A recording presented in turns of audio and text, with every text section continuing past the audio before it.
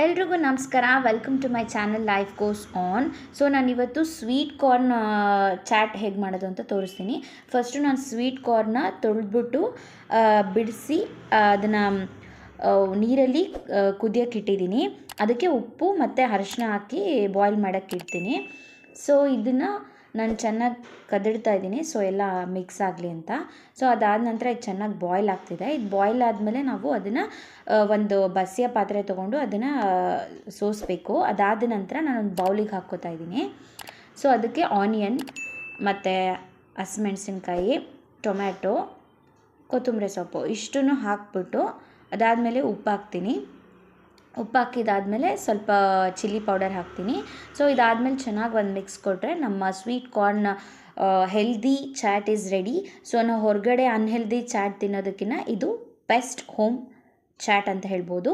So ನೀವು ಮನೇಲಿ ಕೂಡ ಟ್ರೈ ಮಾಡಿ. It's a very healthy chaat. Thank you all.